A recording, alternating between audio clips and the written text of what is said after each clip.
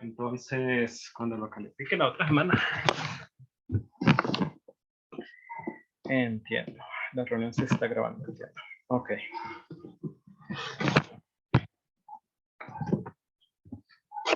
Wow.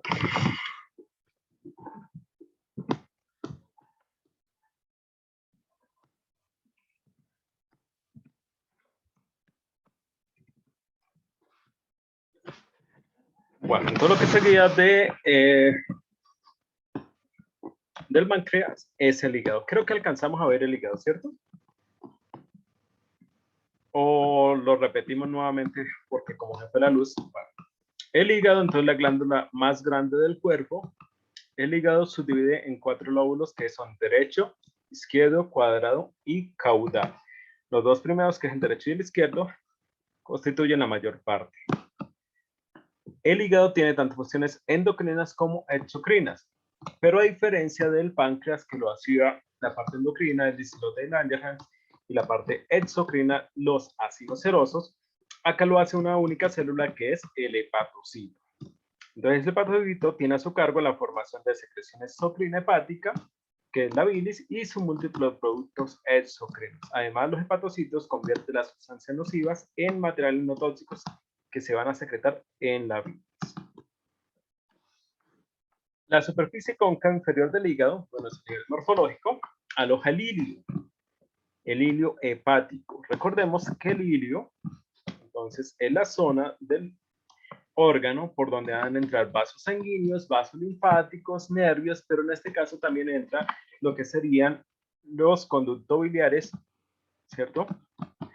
Los cuales van a irrigar lo que sería el hígado. Bueno, o ahí los conductos hepáticos que son los. Entonces, ahí está lo que está constituido por lo que es la vena porta, la arteria hepática que lleva la sangre al hígado y los conductos hepáticos que drenan la bilis del hígado. O conductos biliares que son lo mismo. El hígado está envuelto por completo por un peritoneo que forma un recubrimiento de epitelio escamoso simple. El peritoneo es el epitelio simple plano que está alrededor, sobre la cápsula de gliso. Esta es una cápsula de tejido conectivo denso regular muy delgada. En consecuencia, los tabiques que subdividen el hígado van a ser muy delgaditos por la escasa composición de esa cápsula, sí, por ser tan delgado. Entonces, el hígado es poco común porque sus elementos de tejido conectivo son escasos, como lo estaba diciendo. Por tanto, casi la totalidad del hígado está compuesto por células parenquimatosos uniformes que son los hepatocitos. Acá tenemos un diagrama de lo que sería el hígado a nivel morfológico y estas serían las partes a nivel histológico. Entonces, el hígado está dividido en lo que sería el lóbulo hepático, ¿cierto? Entonces, acá el lóbulo son hexagonales. Mira, 1, 2, 3, 4, 5, 6 lados. Va a tener lo que es una red de venas portas. Entonces, la que se encuentra en el centro del lóbulo se le llama vena central. ¿Listo? Y vamos a encontrar también en cada esquina, pues lo que llamamos la tríada portal. La tríada portal, que sería esto, que es lo que están acercando acá, está constituida por lo que es el conducto biliar, la vena porta y la arteria hepática. Y su principal célula en cada lóbulo, pues va a ser los hepatocitos.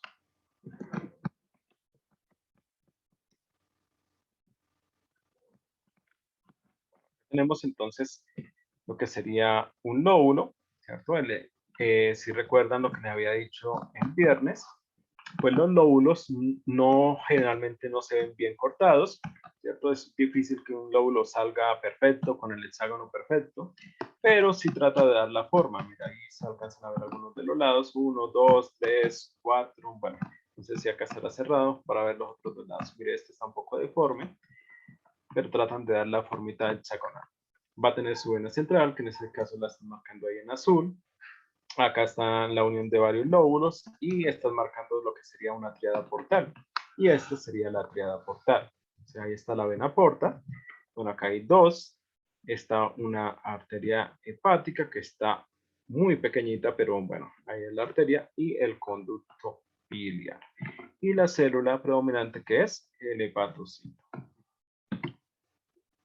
Si recuerdan, yo les mostré una fotografía, se la voy a mostrar de nuevo, un segundo, de un lóbulo bien cortado.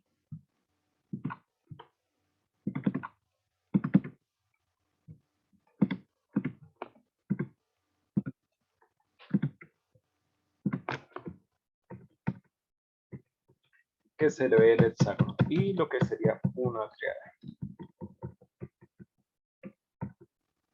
Bueno, acá tenemos esta de un libro. Esto es de hígado, esto es un lóbulo, mire que este no tiene el hexágono como tal, pero acá se ven dos triadas, que es lo más interesante, y lo que es la vena central. Mire, esta es la vena central, que es una vena porta. De ella derivan todos estos que son los sinusoides, que son venas portas diminutas, ¿cierto? Que se le llaman sinusoides venosos. Acá estaría lo que sería una triada, ahí está la arteria, lo que es los conductos, el conducto biliar o conducto hepático y la vena porta. Esa sería una triada y esta sería la otra triada. Ahí está, lo mismo conducto biliar, lo que sería la arteria y la vena porta. Y la célula predominante que es el hepatocito.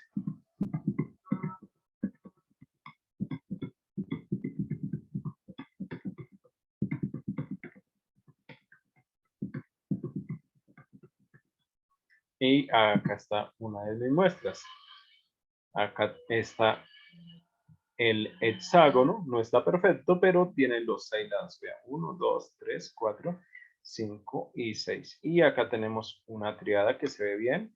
Mire la arteria, mire el conducto biliar, por el epitelio cúbico se observa, y la vena porta. ¿Sí? Entonces, esto es la triada portal, esto es el lóbulo, lo que está con el pelo indicado es la vena central, y los espacios diminutos que ven ahí son los sinusoides. Y la célula predominante que es el hepatocito. Bueno, de acá no tenemos más fotografías.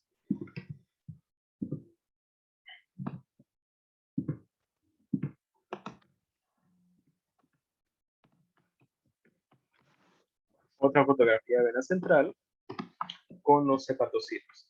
Esta de la Garner, esta fotografía donde hicieron coloración con tinta china, donde se ven estas estructuras grandes, estas que son unos macrófagos, que se llaman las células de Kupffer, que están presentes ahí en el hígado. Mira, esto sería una célula de Kupffer, la cual es un macrófago. Y los sinusoides, que son estos espacios pequeñitos, que son ramificaciones pequeñas de la vena porta. Bueno, composición de la bilis. El hígado humano entonces produce unos 6 litros de bilis al día. La bilis contiene componentes orgánicos como son los ácidos biliares, el componente principal. También tiene fosfolípidos, sobre todo lo que son lecitinas, colesterol, pigmentos biliares y bilirrubina y sus componentes inorgánicos. Y tenemos la vesícula biliar. Este es un órgano pequeño, en forma de pera, situado en la parte inferior del hígado. La mayor parte del órgano forma el cuerpo y la abertura, que se continúa con el conducto cístico que se denomina cuello. La vesícula almacena y concentra la bilis y libera al duodeno según se requiera.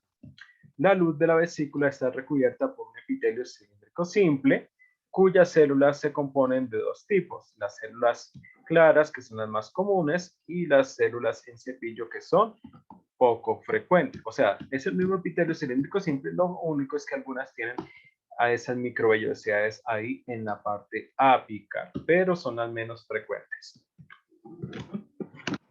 La lámina propia entonces está compuesta por un tejido conectivo laxo, vascularizado, que contiene abundantes fibras denso y regular elásticas y de colágeno.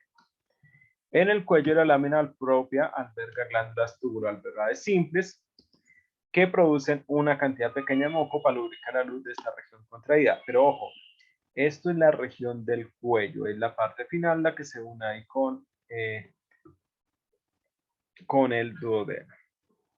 La capa de músculo liso delgada de la vesícula biliar se compone sobre todo de fibras de orientación oblicua. Y la adventicia, el tejido conectivo, está unida a la cápsula de Gleason del hígado, pero puede separarse con facilidad. La superficie no unida de la vesícula biliar está revestida por un peritoneo que le proporciona una serosa epitelial escamosa simple o epitelio simple plano, que es lo mismo. ¿Qué es lo que nos está diciendo esta última parte? Acá tenemos la vesícula, acá tenemos los pliegues porque es plegada y esto le permite que cuando se llena, darle mayor amplitud y pueda almacenar mayor cantidad de bilis. El revestimiento epitelial, epitelio cilíndrico simple, ya saben que algunas de las células tienen microvellosidades, ¿cierto? Tenemos el tejido conectivo laxo, tenemos la parte muscular, el laxo, la lámina propia, la parte muscular que es músculo liso, va en un solo sentido, en este caso va de corte transversal, y tenemos la adventicia. Mira, ahí la adventicia, denso irregular, vascularizado, son arterias, son venas, y acá debería estar el peritoneo. Pero hay una parte de la vesícula biliar que no tiene epitelio simple plano, o sea, peritoneo, porque está unida al hígado, ¿cierto? Entonces, una pequeña parte está unida al hígado. Mire, ahí en el gráfico se lo muestra, ¿cierto?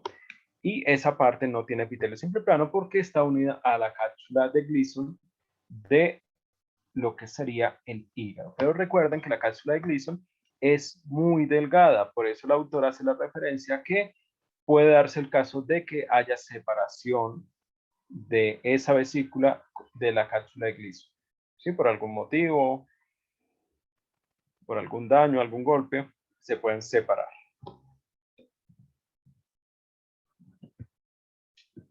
Bueno, la vesícula biliar, entonces, las principales funciones son concentración hasta 10 veces su tamaño y almacenamiento de la bilis entre las comidas. Liberación de la bilis por contracción de la capa muscular en respuesta a la estimulación por la colecistocinina, que es producida en las células enteroendocrinas del duodeno, y los estímulos neurales. Entonces, hay estimulación por hormonas y estimulación nerviosa. Además de la relajación del esfínter de Lodi, el cual es un anillo muscular que rodea la desembocadura del conducto biliar en la pared del duodeno. Y por último, regulación de la presión hidrostática dentro del árbol biliar.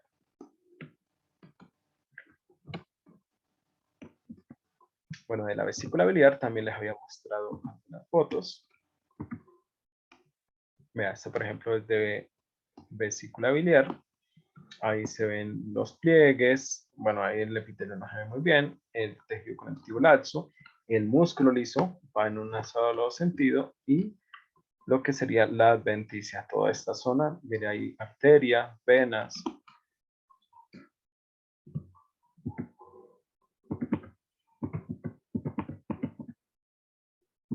Esta también es de vesícula biliar, estas dos. Y esta que tenemos acá es de vesícula biliar. Entonces, mire, ahí están los pliegues, el epitelio cilíndrico, el tejido conectivo laxo, el músculo liso, vea, va, la mayoría de fibras van en un solo sentido. En este caso hay glándulas, quiere decir que está cerca de la zona del cuello, y en esta parte sería la adventicia. Esta es la misma fotografía que la anterior, pero de lejos. Ahí está con sus partes. Mira, ahí están los pliegues, el epitelio cilíndrico, el tejido conectivo laxo, el músculo y la parte de la adventicia. Ahí hay arterias, venas, bueno.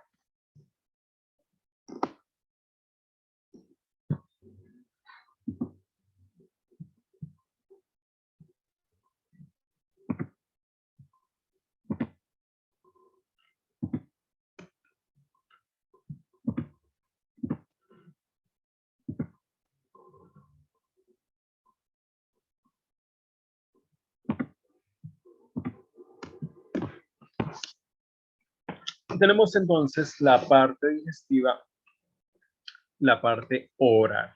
Entonces, la cavidad bucal está constituida por lo que es un conjunto de órganos asociados que realizan múltiples funciones específicas, como son masticación, trituración de los alimentos, absorción, secreción de saliva, gustación, fonación y lenguaje articulado.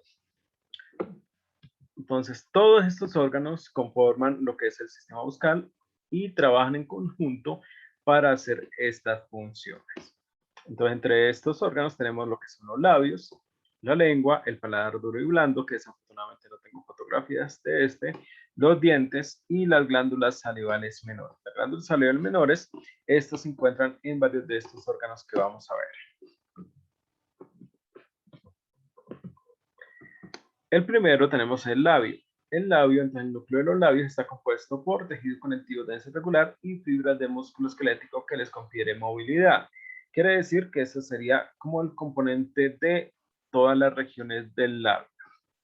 Ahorita las vamos a ver. Entonces, cada labio puede subdividirse en 3 regiones: la superficie externa, la zona bermellón y la superficie de la mucosa, en la cual es la interna y siempre va a estar húmeda. La superficie externa, entonces, está recubierta por piel delgada o piel fina, porque es la continuación de lo que sería el sistema tegumentario, ¿sí? Entonces, esta va a tener un epitelio estratificado escamoso queratinizado, que sería la misma epidermis. Va a tener folículos pilosos, va a tener pelos, va a tener glándulas sebáceas, ¿cierto? Como les dije, tiene componentes de lo que sería la piel fina. Además de eso, pues va a tener un tejido conectivo denso irregular, ¿cierto? Que se continúa con la dermis de lo que sería la piel del sistema tegumentario. Pero acá va a haber un cambio. No va a tener la zona de la hipodermis, o si hay algo de tejido adiposo va a ser muy escaso. Mira, acá tenemos un corte de labio transversal y a la región que me estoy haciendo referencias es esta. La zona externa sería toda esta región que vemos aquí, estoy marcando, donde está el folículo piloso, donde están los pelos, donde están las glándulas sebáceas y las glándulas sudoríparas. Este sería el epitelio estratificado escamoso, el tejido conectivo denso irregular, pero acá puede haber de pronto un poquito de tejido adiposo, pero hay presencia de músculo esquelético en su parte media, como pueden observar. Así que en las otras zonas de lo que sería el sistema tegumentario no lo vamos a ver.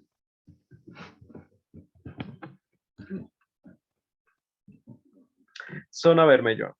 La zona bermellón es la región de color rosa del labio, que también está recubierta por un epitelio plano estratificado paraqueratinizado a no queratinizado. Bueno, esa zona bermellón es la zona que nosotros llamamos los labios como tal, ¿cierto? Es la zona de color rosa. Esta no presenta folículos pilosos. Al no tener folículos pilosos, no presenta pelos y tampoco va a presentar glándulas sebáceas, que los 3 están asociados entre sí. Observe que no hay ninguna de esas estructuras ahí. Tampoco hay glándulas sudoríparas. Puede haber acá al inicio, pero posteriormente desaparece. El epitelio entonces viene estratificado escamoso queratinizado, posteriormente pasa a paraqueratinizado al inicio, y a medida que se acerca hacia la zona interna pasa a estratificado escamoso no queratinizado. ¿Sí? Entonces, esa es la característica de la zona bermellón, se le dice así a esa zona rosa. Debajo tenemos tejido conectivo denso irregular y músculo esquelético. Entonces, zona bermellón sería esta zona curvada de acá. ¿Listo? Ya más o menos por acá entraría a la parte interna, que sería la zona interna, la que está contra los dientes. Entonces, la superficie de la mucosa interna siempre va a estar húmeda y recubierta por un epitelio estratificado escamoso no queratinizado, contiene múltiples glándulas salivales menores, principalmente mucosa. Bueno, esta sería dentro de la parte interna, siempre es la que va a estar contra los dientes, siempre está húmeda por la producción de saliva, ¿cierto? Como está ahí dentro de la boca. Además, en esta zona hay presencia de estas glándulas salivales menores. El epitelio estratificado escamoso no queratinizado, tejido conectivo denso irregular, glándulas salivales menores y el núcleo, que es el músculo esquelético. Bueno, voy a dejar de compartir acá un momento y le muestro otra fotografía. Como se dieron cuenta, esto era un gráfico, no una foto real. Vamos a buscar una foto real que es muy parecido al gráfico.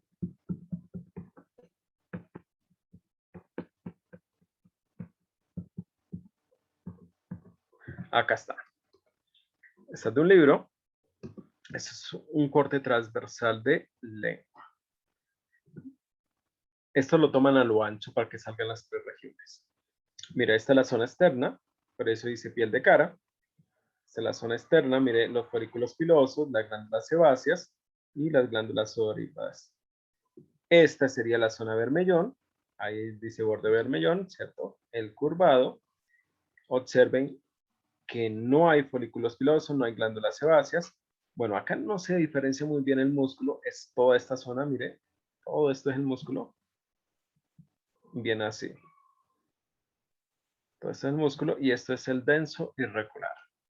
Entonces acá el epitelio cambiaría a paraqueratinizado y a medida que se acerca hacia la parte interna pasa a no queratinizado. Esta sería la zona interna, por eso dice mucosa de la cavidad bucal. Acá esto no debería estar así. Lo que pasó fue que se dobló el epitelio, ¿sí? Debería estar como esto. Ahí se dobló el epitelio, mire, hay un doblez hasta este punto, ¿sí? Ahí volvió a estirarse, por eso se ve de esa forma. Bueno, entonces este sería el epitelio estratificado escamoso no queratinizado, tejido conectivo denso irregular y desafortunadamente esta muestra no tiene las glándulas salivales menores, pero deberían estar presentes ahí. Esta sería la parte de la mucosa interna.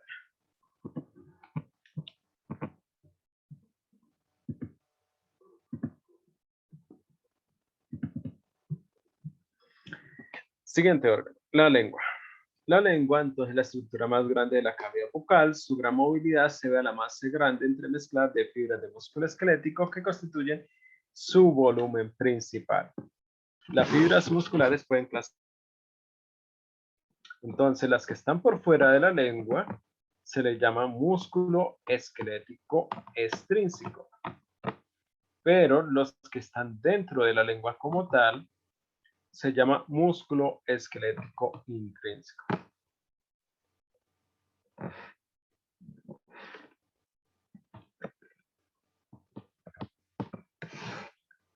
Bueno, la lengua, acá tenemos una gráfica de lo que sería la lengua.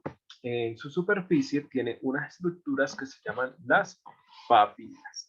Estas papilas están clasificadas en 4, que son las papilas caliciformes o también llamadas circunvaladas, las pueden encontrar de las dos formas. Estas se localizan delante del surco terminal, vea, ahí está en forma de, o también llaman la lingual. Ahorita vamos a ver esto de que se asocia sobre las glándulas de von Ebner, eso es a nivel histológico. Tenemos las papilas foliáceas, estas no abundan mucho, como dice ahí, en la lengua, además que se generan a partir del desarrollo, y tenemos las papilas fungiformes, estas se encuentran en las márgenes de la lengua, y tenemos también las papilas filiformes, estas terminan en punta. Bueno, vamos a ver precisamente las papilas filiformes. Las papilas filiformes, estas poseen un recubrimiento de epitelio escamoso estratificado queratinizado y ayudan a raspar el alimento en una superficie. Estas papilas no poseen corpúsculos gustativos o botones gustativos, que son los que perciben los sabores. Miren, fácil identificar estas papilas. Esto es una corte de lengua donde están las papilas filiformes. Esto es una papila filiforme en términos en forma de punta, de lanza, ¿cierto? Esta es la parte queratinizada, ahí se ve perfectamente, mira. Entonces, es un epitelio estratificado escamoso queratinizado. No presenta los corpúsculos gustativos o botones gustativos. Bueno, debajo hay un poquito de laxo, denso irregular, y todo esto es puro músculo esquelético. Puro músculo esquelético. Por esta región es raro ver glándulas. ¿Sí? Glándulas salivales menores por esa región, donde están esas papilas. Tenemos la papila fungiforme. Esta posee un epitelio escamoso estratificado no queratinizado, aparecen aisladas o distribuidas regularmente entre las papilas filiformes. Su forma se asemeja a la de un hongo. Bueno, esto del hongo, más o menos. Ahorita lo vemos y verá. Tenemos las papilas foliadas. Estas tienen corpúsculos gustativos funcionales en el recién nacido, pero se generan al segundo o tercer año de vida. Estas foliadas son fáciles de identificar porque se ven de una forma rectangular. Ahorita vamos a ver la fotografía. Y tenemos las papilas circunvaladas. Estas se encuentran, ya saben, en el margen central, forman lo que sería la B, la perpendicular. Estas se encuentran en hilera. Se dice que de 8 a 12 en hilera en el estómago. Bueno, estas tienen sus características también para identificarla. Una papila circunvalada a nivel morfológico se ve de esta forma. Tiene una masa grande central redondeada, ¿cierto? Compacta, y posteriormente tiene un anillo periférico. En medio de la masa compacta y el anillo periférico dejan un hueco. A eso es lo que se hace la referencia en texto con la depresión, a los lados, bueno, depresiones laterales. A eso es lo que hace referencia. Y va a aparecer corpúsculos gustativos si los corpúsculos gustativos se encuentran aquí a los laditos. Observen. Ahí lo que colocan como botones gustativos. Entonces, esa es la característica de esta papila circunvalada. Cuando hacen el corte histológico, miren, la parte central, la compacta, eso sí parece un hongo. Y es característico y no lo vayan a confundir con una fungiforme. Aunque esto más parezca, aunque esta sí parezca un hongo, no la vayan a confundir con la fungiforme y ahorita vamos a ver las diferencias. Bueno, acá tenemos las papilas para ver las diferencias de cada una. La filiforme ya la identificamos, fácil, ¿cierto? En forma de punta, en forma de lanza y tiene su epitelio estratificado escamoso queratinizado. Ahí se ve la parte queratinizada. Acá tenemos la papila foliácea o foliada. Esta es la rectangular, ¿cierto? Mire, tiene como unas salientes de epitelio, en algunos casos a veces no se ve, y tiene corpúsculos gustativos a los lados. Entonces, en forma de rectángulo, corpúsculos gustativos a los lados.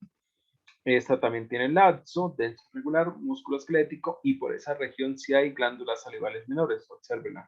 Y esto que ven acá son los conductos de las glándulas que ven ahí. La C. En la C tenemos papilas filiformes, y en medio de las filiformes, observen, esto es una fungiforme, no esta,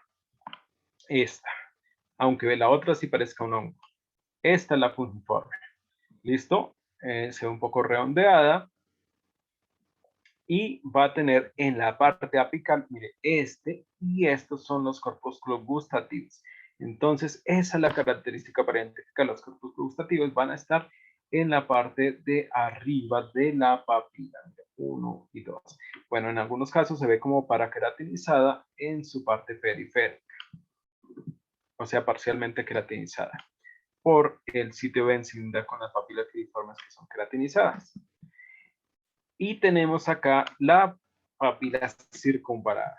Entonces tiene estos dos orificios a los lados, ya saben por qué hay un anillo más periférico, ¿cierto? Y esta es la más grande, si la comparamos entre todas, esta es la más grande y tiene los corpúsculos gustativos, miren, por los laditos. Si es diferente a la fungiforme que la tiene arriba. Entonces, por el hueco, bastante grande, y los gustativos por los lados, identifican esta papila caliciforme o circunvalada, cualquiera de los dos nombres. Estas son las que están asociadas a unas glándulas de por acá, mucosas, que se llaman glándulas de von Ebner. Esta hay denso irregular y músculo esquelético también. Si ven, en esta hay presencia de glándulas, en esta también, y en estas regiones es raro ver glándulas.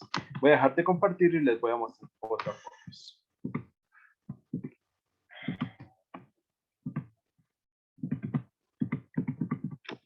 Semanas.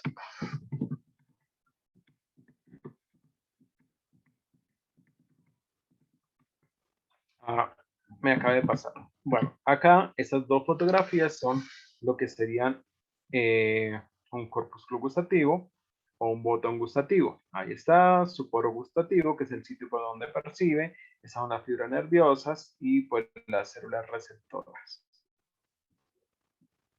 Bueno, acá tenemos un acercamiento. Mira, ahí están las células neuroepiteliales o células receptoras como tal, poro gustativo como tal y una fibrita nerviosa. Aunque acá también obviamente hay fibras nerviosas que se unen para llevar la información hacia el cerebro.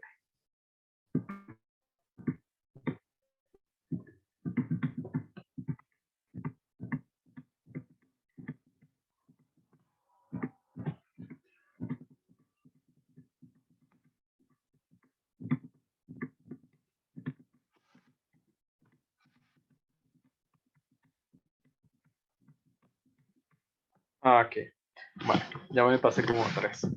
Papilas filiformes, que ahí está cerca, ¿se ve? En forma de punta, esta sería la parte queratinizada, aunque esta está un poco paraqueratinizada, ¿no? Ahí está la parte queratinizada en este pedacito nada más. Sí, acá no está totalmente queratinizado. Por eso ahí estratificado no queratinizado, ahí quedó queratinizada solamente eso. Y ahí está mal marcada, porque dice papila queratinizada y marcan todo. Lo que se ve sin núcleo es como esta, la puntica nada más. Hay muchos errores por ahí. Estas foliáceas o foliada, ¿sí ve? En forma rectángulo. Y los corpus clocostativos a los lados. Esta fue la que vimos de cerca, que es la parte de la papila fusiforme. Mire, en forma de hongo supuestamente. Y los corpus clocostativos en la parte apical. Bueno, acá hay una paraqueratinización, pero es por lo cerca que está a estas papilas filiformes. Acá le dicen que está queratinizado. Bueno, en realidad se ve como paraqueratinizado. Lazo denso regular y observe, hay músculo esquelético, pero sí ve que en esta zona prácticamente no hay glándulas. A ver, acá está la circunvalada. Este le metió plano queratinizado a todo. Las únicas queratinizadas son las formas. Bueno, acá tenemos lo que sería la papila circunvalada.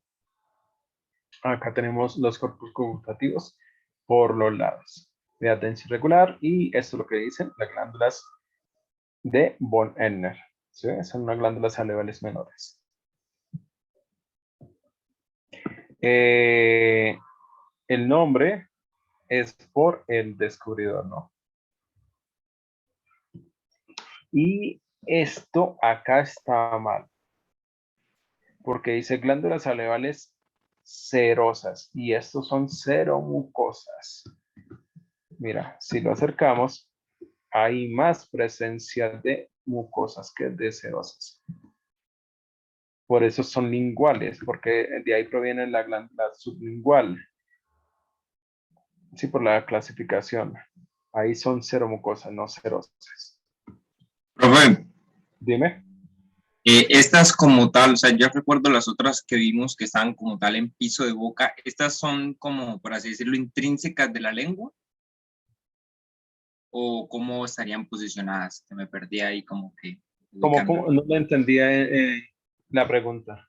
O sea, yo me acuerdo cuando veíamos glándula sublingual y la Ajá. otra, el nombre eran de piso de boca. Igual maxilar y Bueno, parótida. Ajá. y así está, pues, como tal, por así decirlo, en el cachete, para decirlo vagamente, sublingual y maxilar sí están en piso de boca, pero estas que son salivares menores son intrínsecas de lengua o también se encuentran en piso de boca, pero no tienen tanto. No. Sí, se encuentran dentro de la lengua y en regiones específicas. No es que están distribuidas por todos lados. Si se dieron cuenta por las regiones donde están las filiformes y están las fungiformes, prácticamente no hay presencia. Donde están las de von Ebner, que es acá donde forman como una especie de pequeña, es donde se encuentran esas glándulas de von Ebner, que son más mucosas que cerosas. Y donde están las folias también hay presencia y ahí hay como son más cerosas que mucosas. Pero hacen parte de la lengua y están en regiones específicas, no están en la misma cantidad por todos lados. Ah, listo, profe. Gracias. Mire, esta es una fotografía real de lo que sería una lengua. Vamos a nivel morfológico. Mira, ahí les está mostrando las diferentes papilas. Bueno, estas son las amígdalas que ahorita no lo vamos a ver. Ahí están lo que son las amígdalas linguales. Acá están las papilas circunvaladas. ¿Sí? Ahí están, si ven, están en hilera. Acá le están mostrando las papilas pungiformes, que son estos punticos que se ven ahí, más pequeños. Si ven la diferencia en tamaño, más pequeñitos. Por acá están las papilas foliáceas o foliadas, por el tutor. ¿Qué le pasó a la niña? Y acá entre las fungi estarían por acá también, mire, acá están, entre las fungis estarían también las filiformes. Ahí no lástima que aquí no las están mostrando. Bueno, por el tamaño.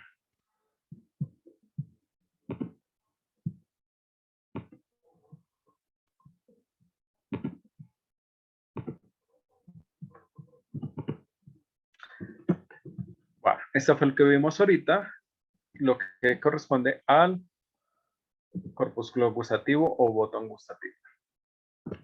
Bueno, el siguiente es el diente.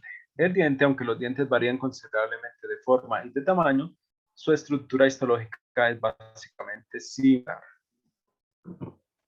Cada diente está suspendido por un hueco óseo, que es el alveolo, y por un tejido conectivo denso y regular colagenoso, que es el ligamento periodontal. Las encías también apoyan el diente y su epitelio llena lo que es la cavidad bucal de los espacios del tejido conectivo subepiteliares. La porción del diente que se ve en la cavidad bucal se denomina corona, en tanto que la porción situada dentro del alveolo se conoce como raíz, y la sección entre la corona y la raíz se denomina cuello. Todo el diente se compone de 3 sustancias calcificadas que encierran un tejido conectivo blando y gelatinoso que es la pulpa. Bueno, vamos a mirar todas esas partes que acabé de nombrar. Nos está diciendo el texto que lo que está por fuera, lo que nosotros vemos, es lo que llamamos corona, y lo que está por dentro de las encías es lo que llamamos raíz, ¿cierto? La porción entre la corona y la raíz, o sea, esta zona, se denomina cuello. Nos dice además que el diente está dentro de un hueco formado por el hueso, y a ese hueco se le conoce como alveolo. Además, ese alveolo está revestido por lo que se llama el ligamento periodontal, que es lo que está acá en gris. ¿Listo? El diente nos está diciendo que está compuesto por 3 sustancias calcificadas, que son el esmalte, que es la parte más externa, que es lo que nosotros podemos ver, que está en la parte de la corona, la dentina, que es la que le da la forma al diente, la de mayor porcentaje. Acá el esmalte lo muestra muy grueso, pero es una capa delgada. Y el cemento, que sería esto después del ligamento periodontal, que es lo que reviste a la dentina en la zona de la raíz. ¿Listo? Bueno. El eje estructural de cada diente está formado por un tejido conectivo mineralizado que se denomina dentina. Ya lo vimos. La dentina rara vez queda expuesta al medio bucal porque está cubierta en la zona coronal a manera de casquete por un tejido muy duro llamado el esmalte. Mientras que la dentina radicular está protegida en un tejido conectivo calcificado que se denomina cemento. Ahí están las 3 sustancias calcificadas: la dentina, esmalte y cemento. La unión entre el esmalte y la dentina amelodentinaria, y la unión entre el cemento y la dentina se denomina unión cemento-dentinaria. Dentro del diente existe un espacio que recibe el nombre de cavidad o cámara pulpar. Esta cavidad contiene un tejido conectivo laxo que se denomina pulpa dentinaria, y la pulpa y la dentina forman una unidad estructural y funcional denominada complejo dentino-pulpar. Bueno, miremos esta parte. Vamos a utilizar diente en corte longitudinal. Entonces, tenemos el esmalte, ¿cierto? Tenemos la dentina, que sería todo esto. ¿Listo? Acá tenemos parte de la encía, esta sería la zona del cuello. Por aquí estaría el cemento, esto que se ve como en gris. ¿Listo? Y todos los dientes, no importa la forma, el tamaño, tienen un orificio central. Ese orificio se llama cámara pulpar o cavidad pulpar. Y el tejido conectivo laxo que está dentro se le llama pulpa. A eso es lo que hace referencia el texto. Bueno. Ahora, acá tenemos dos cortes histológicos, un corte transversal y un corte longitudinal. En corte transversal tenemos el esmalte, la dentina, que es todo esto, la cavidad o cámara pulpar y la pulpa. Y acá tenemos cemento. ¿Por qué salió cemento y esmalte? Porque el corte se hizo en esta zona, donde podemos sacar parte, en la zona del cuello, donde podemos sacar parte del esmalte. Y si se hace diagonal, va a salir pulpa, cavidad de cámara pulpar, y va a salir también parte del cemento. ¿Sí? Por eso es que salió tanto esmalte como cemento, porque se hizo de esa forma. Un corte más bien diagonal en vez de transversal en la zona del cuello. Ahora, el diente tiene unas células que se llaman los odontoblastos. Entonces existe una capa de odontoblastos en la periferia de la pulpa. Los odontoblastos son células secretoras activas que sintetizan y secretan colágeno y material no colagenoso, que son los componentes orgánicos de la dentina. El odontoblasto es una célula de aspecto epitelioide cilíndrica. Bueno, entonces, ¿cuáles serían los odontoblastos? Acá tenemos la pulpa. Mire, esas células de forma cilíndrica que están a la periferia. Y tenemos los ameloblastos. Entonces, los ameloblastos en un diente que ya está desarrollado, que es un diente ya definitivo, no van a existir, solamente aparecen o exclusivamente están durante el desarrollo del diente. Estos se ubican acá en la periferia de la dentina, pero estos desaparecen cuando el diente ya está desarrollado, que es lo que hacen la formación del esmalte. Quiere decir que un diente ya desarrollado, si pierde el esmalte, no lo va a volver a producir. Por eso los odontólogos hacen los rellenos para suplir esa necesidad.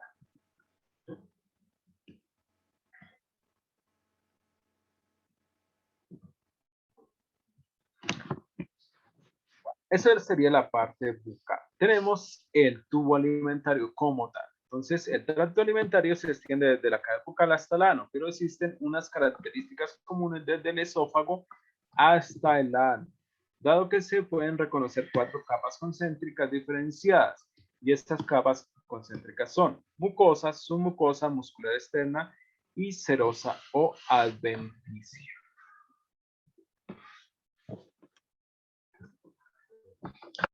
Entonces, la mucosa. Esto va para esófago, para estómago, para intestino delgado y para intestino grueso.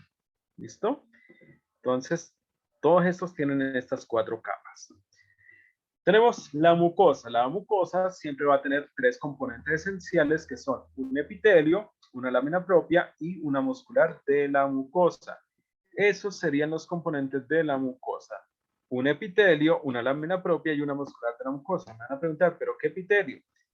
¿Qué lámina propia? ¿Qué muscular de la mucosa? Eso depende del órgano. Bueno, la muscular de la mucosa sí no varía. Esa siempre va a ser músculo liso. Pero el epitelio y lo que es la lámina propia varía dependiendo el órgano. La lámina propia es un tejido conectivo y el epitelio pues, es un epitelio. Eso sí no tiene pérdida. Tenemos la submucosa. La submucosa, esta va a tener un tejido conectivo, esa si no cambia, siempre va a ser la submucosa un tejido conectivo denso y regular, vascularizado. ¿Qué quiere decir vascularizado? Pues vasos sanguíneos, algunos vasos linfáticos, algunos nervios que pueden pasar por ahí.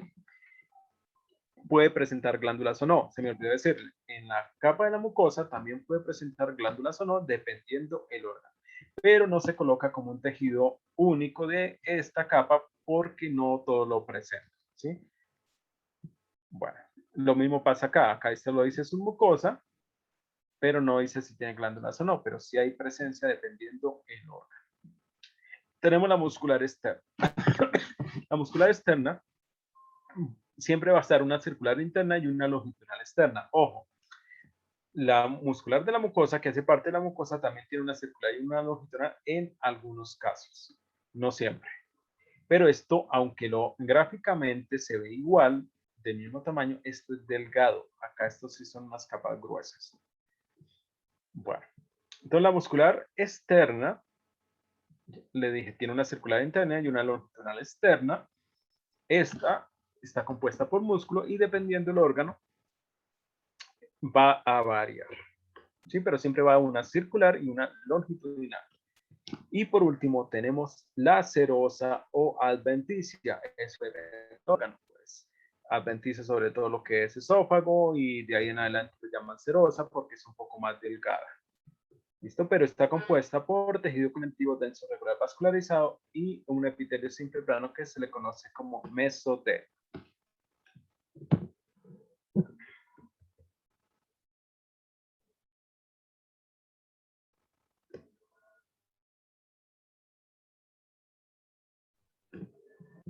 ¿Entendieron lo de serosa o adventicia, no?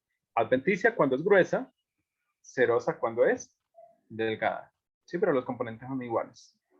Esófago se le dice adventicia y el resto de los órganos se le dice serosa porque no es tan abundante. Bueno, acá esto es un gráfico donde le muestran la organización histológica de lo que sería cada una de las regiones que vamos a ver. Entonces ahí estamos dando los cambios que van sufriendo. Mire, la parte superficial, que en el esófago se ve ondulado, en el estómago se ven unos huecos hacia adentro, en el duodeno de ayuno ilium, que es el intestino delgado, se le ven unas salientes, en el colon otra vez pues se ve más onduladito, que si hay presencia de glándulas o no, tanto en la mucosa como en la submucosa, dependiendo del órgano, ¿cierto? Bueno, la muscular acá no muestran cambios, pero sí hay cambios acá en lo que es esófago, el resto es igual. Y, por ejemplo, acá en la parte final, lo que les dije ahorita, que adventicia es cuando es gruesa, así como acá, y serosa es cuando es delgadita. Entonces, solamente esófago, como pueden ver, es el que tiene adventicia y el resto de órganos tienen es serosa. Es una capita más delgada. Bueno. Entonces vamos a ver las características de cada una.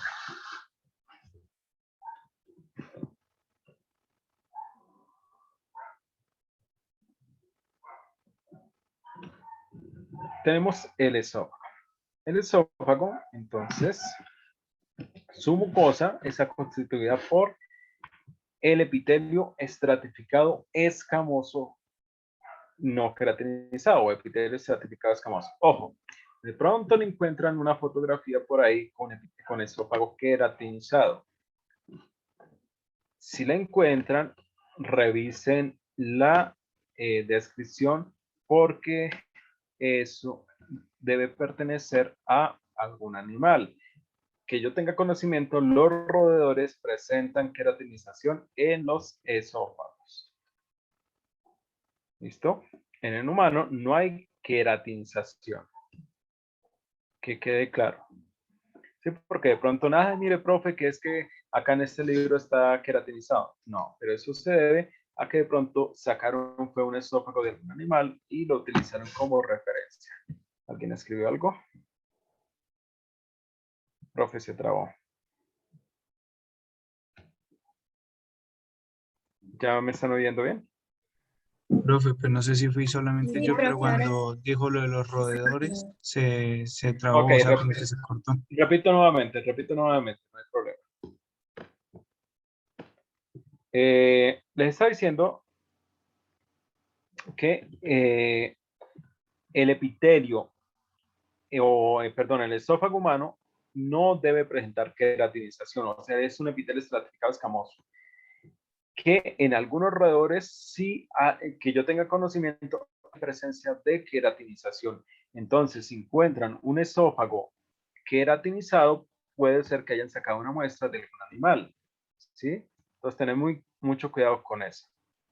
No siempre lo que muestran los libros son fotografías de muestras humanas. ¿Vale? Mirar bien las referencias.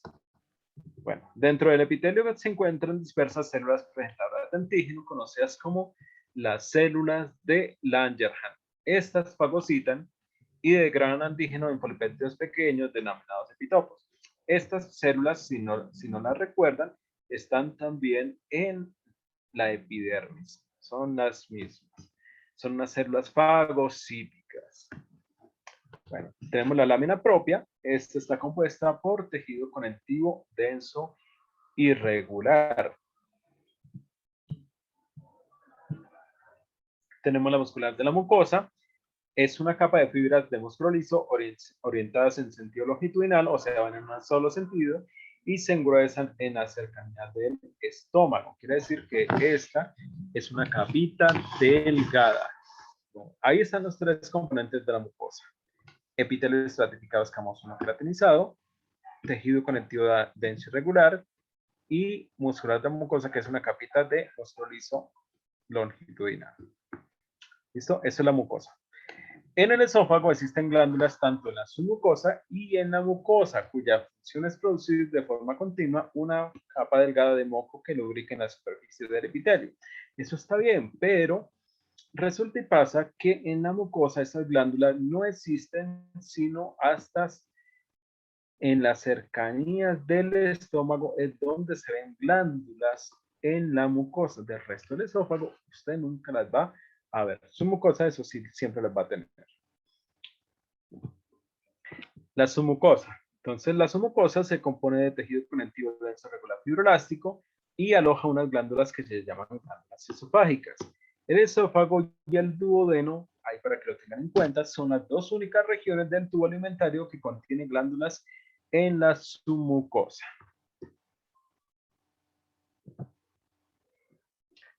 Tenemos la muscular externa. La muscular externa entonces está constituida en dos capas, circular interna y longitudinal externa. Sin embargo, estas capas son poco comunes porque están compuestas por músculo liso y músculo esquelético. Tienen los dos músculos. No es que sean capas separadas, sino están las fibras entremezcladas. Esta es una combinación. Pero tienen las dos capitas, longitudinal interna, circular interna y longitudinal externa. Y por último tenemos la adventicia. Entonces compuesta por tejido conectivo denso irregular y un epitelio simple plano. Ahí obviamente vascularización.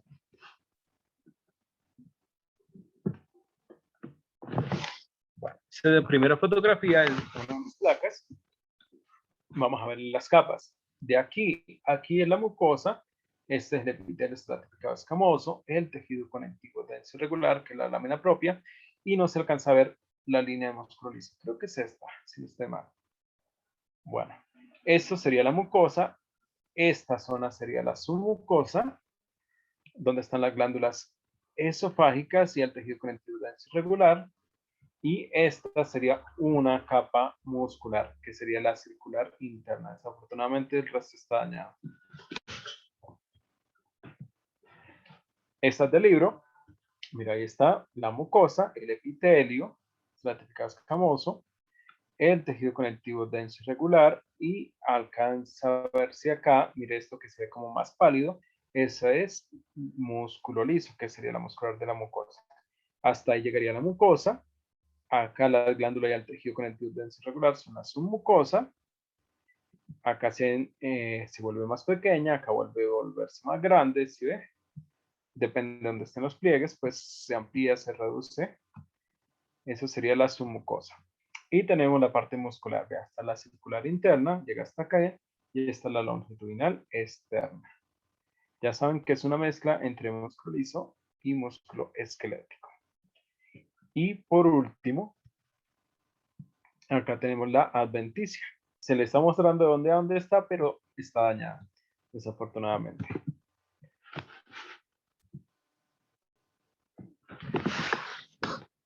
Bueno, les voy a compartir otras fotos de esófago, que creo que está una vista más general.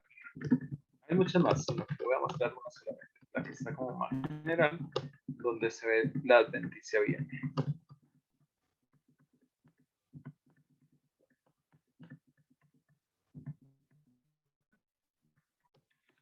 Aquí está. Esta.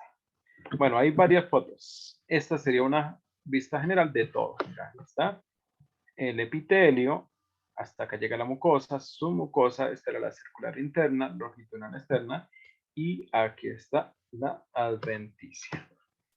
Bueno, esta también está buena para mostrársela. Y mire, esta está muy bonita porque se ven separadas las capas. Mire, mucosa de aquí a aquí, ¿sí ve? El epitelio, el tejido conectivo denso irregular. Creo que alcanzan a ver las fibritas de músculo liso ahí. Esta la submucosa, se ve perfecta la capita, llega hasta acá. Está bien marcada con la glándula esofágica. Esta es la circular interna y esta es la longitudinal externa de músculos. Ya saben que es una mezcla de músculos con músculo esquelético. Y por último tenemos la adventicia aquí. Está bonita esa fotografía.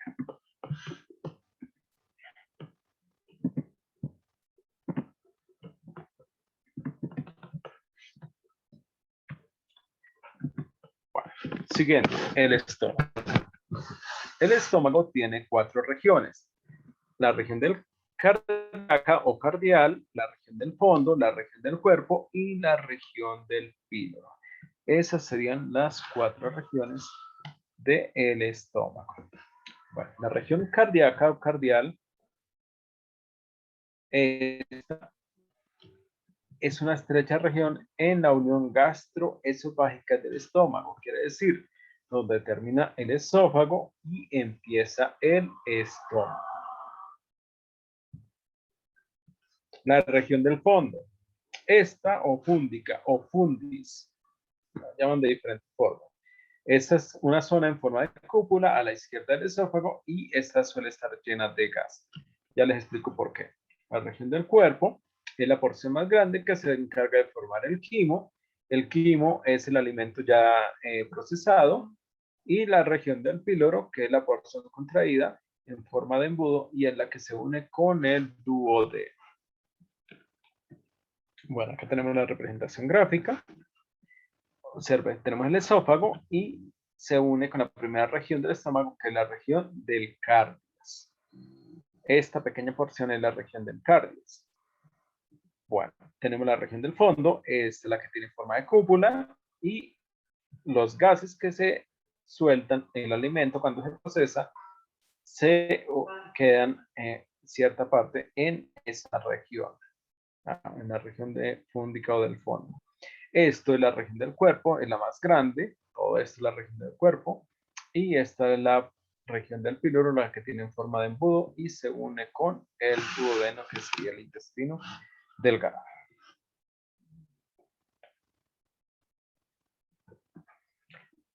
Bueno, entonces la primera región, la región cardial, cardias, como la quieren llamar. Entonces están compuestas de células secretoras de moco y están limitadas en una estrecha región del estómago, que es esta región del cardias. Acá tenemos una primera fotografía. Esto es una transición. ¿Qué quiere decir? Pasa de un órgano a otro. Lo que están viendo es parte del esófago, la mitad de la fotografía es esófago y la mitad de la fotografía es estómago, región cardial. ¿Cómo se identifica cuál es el esófago? Pues por el epitelio. Miren, epitelio estratificado de plano o famoso, que es lo mismo. ¿Sí bien? Viene con denso irregular y a medida que se acerca al estómago pasa al axo. Y hay presencia de glándulas en la mucosa que, recuerden, antes no estaban en el esófago. ¿Listo? Ahí está, muscular de la mucosa. Observen el grosor. Ya a medida que se va acercando al estómago, mire, se va volviendo más gruesa. ¿Sí ve? Acá, esto sería la musculatura de la mucosa, que es mucho más gruesa que en lo que sería el esófago. Así ve que viene una línea delgadita, delgadita, y por acá de un momento a otro se vuelve más grande, y acá ya se engrosó bastante. ¿Listo? Bueno, acá está el punto de transición, que sería esto. Ya las glándulas esofágicas son estas, se convirtieron ahora en lo que serían las glándulas cardiales, que son estas. El epitelio pasa de estratificado escamoso a cilíndrico simple y se empiezan a ver como unos huecos hacia adentro que se les llama las fositas gástricas o faveola. Mire, o cripta gástricas, depende del autor. Esta sería la superficie del estómago, la parte superficial. Estos se llaman fosas porque son huecos hacia adentro. ¿Listo? Bueno, entonces el epitelio del estómago sería epitelio cilíndrico simple, la lámina propia, tejido conectivo laxo, y esta región del estómago tiene las glándulas cardiales. Y acá estaría la muscular de la mucosa, que sería el límite de lo que sería la mucosa. Todo esto sería mucosa. Acá está un acercamiento de las glándulas cardiales. Son de tipo acinar, son ramificadas, son mucosas porque son blancas. Acá tenemos la fosita gástrica. Me olvidó nombrar. En las fositas gástricas, esto, vamos a encontrar, cuando la vemos de cerca, unas bolitas blancas diminutas. Estos se llaman glándulas mucosas superficiales y están en todas las fosas gástricas del estómago, no importa la región. Siguiente región, región fúndica. Ojo, se me olvidó nombrar algo. La región fúndica histológicamente es similar a la región del cuerpo, es decir, que tienen las mismas características histológicas, tienen los mismos componentes. Bueno, las glándulas fúndicas se extienden desde la muscular de la mucosa a la base de la fosita gástrica y se subdividen entre las regiones, istmo, cuello y base, de las cuales la más larga es la última. Bueno, eso depende el autor, porque hay algunos autores que llaman istmo y lo que sería cuerpo. Bueno, eso no pasa nada. Estas glándulas son de tipo tubular, no son de tipo acinar, quiere decir que son alargadas. El epitelio cilíndrico que constituye la glándula fúndica está compuesto por 6 tipos de células.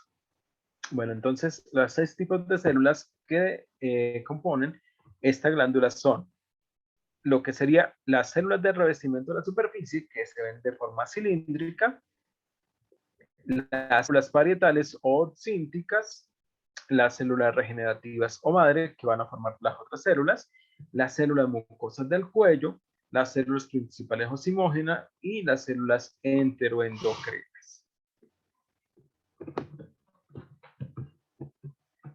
Bueno, acá tenemos entonces, nos está mostrando lo que sería la región del cuerpo, que es lo mismo que la fúndica, y lo que sería su componente glandular, que eso es lo que identifica esta región. Bueno, tenemos la fosa gástrica, ahí está, el hueco como la anterior, pero la parte glandular, mire, va en forma tubular. ¿Listo? Ahí están mostrando en las partes que se divide la glándula, istmo, cuello y la base. Ojo, vamos a verla. Mira, ahí están los componentes celulares y dónde están ubicados más o menos cada una de las células.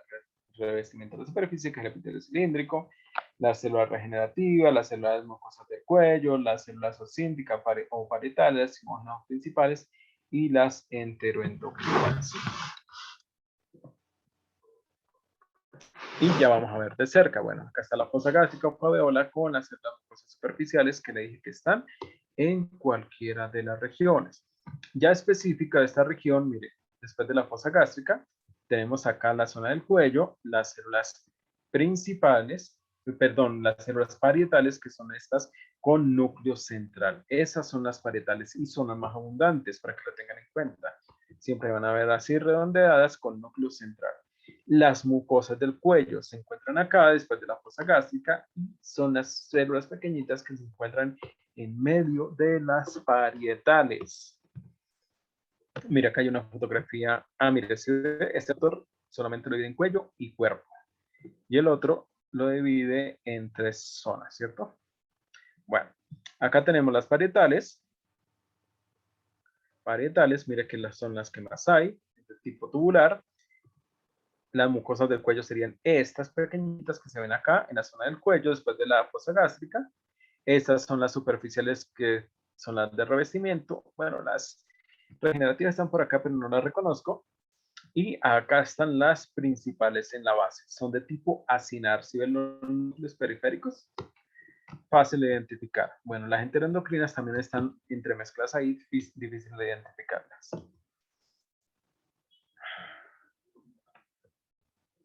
Bueno, acá están las varietales. Muestra mucha. Estas son las principales, las de tipo acinar. Acá tenemos un acercamiento de las de mucosas del cuello. Mira, donde termina la fosa gástrica o faveola. Y ahí están. Todas estas son mucosas del cuello. Y parietales, que es lo que más hay.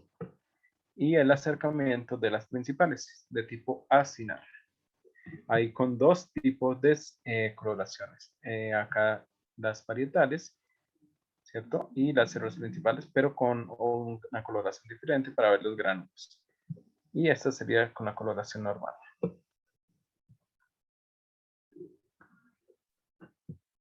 Esos gránulos, perdón, se me olvidó nombrar, son los que producen el pepsinógeno de las células principales ahí.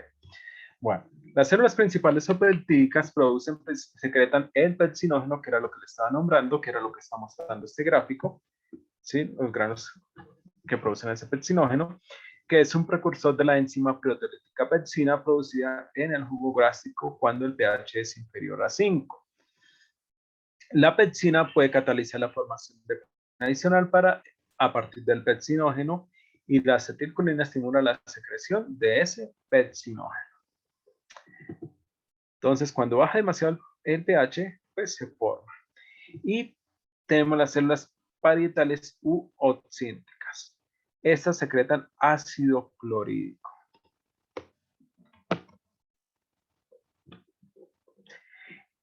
Y también están las hormonas peptídicas. Entonces son sintetizadas por las células gastroenteroendocrinas dispersas en la mucosa del estómago hasta el colon. La población de las células gastroenteroendocrinas es tan abundante que el cemento digestivo es considerado el órgano endocrino más grande del cuerpo. Las células gastroenteroendocrinas son miembros del sistema PUD. Bueno, esto es un sistema antiguo denominado así porque tenía capacidad de los aminoácidos de producir la captación y descarbonización de los productores de aminas. Se creía que todas estas hacían eso, pero posteriormente se dieron cuenta que no todas las células se acumulaban en los precursores de las aminas. Entonces el nombre APUD fue reemplazado por SNED, que es Sistema Neuroendocrino Difuso.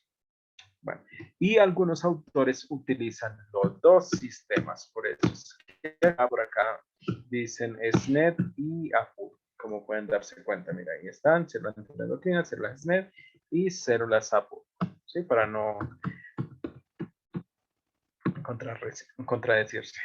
Bueno, las hormonas peptídicas producidas por las células endocrinas digestivas realizan las siguientes funciones: regulación del metabolismo hidroelectrolítico y la secreción enzimática, regulación de la motilidad digestiva y del crecimiento de la mucosa, y estimulación de la liberación de otras hormonas peptídicas. Y algunas de las hormonas que se producen por estas células endocrinas son la secretina, la gastrina, la colecistocinina, el peptidinsulinotrópico dependiente de glucosa, la motilina y la grelina. Acá tenemos algunas de las funciones. La secretina, por ejemplo, estimula la liberación pancreática y duodenal del bicarbonato de las glándulas del Brunner del duodeno, y la liberación de líquido para controlar la secreción ácida gástrica de efecto antiácido. Quiere decir que si está muy ácido, hace que se libere la secreción de las glándulas de Brunner, la cual es bicarbonato, y baja el pH. Quiere decir efecto antiácido, como lo dice ahí el test. Entonces, él regula el pH del contenido del duodeno. Y tenemos la secretina, que junto a la colecistocinina promueven el crecimiento del páncreas exocrino. Además, la secretina y la acetilcolina estimulan la secreción del pepsinógeno por las células principales e inhiben la gastrina para reducir la secreción del ácido clorhídrico del estómago. O sea, cuando está muy ácido, evitan que o hace que se reduzca la producción de ácido clorhídrico. Bueno, tenemos la siguiente región, que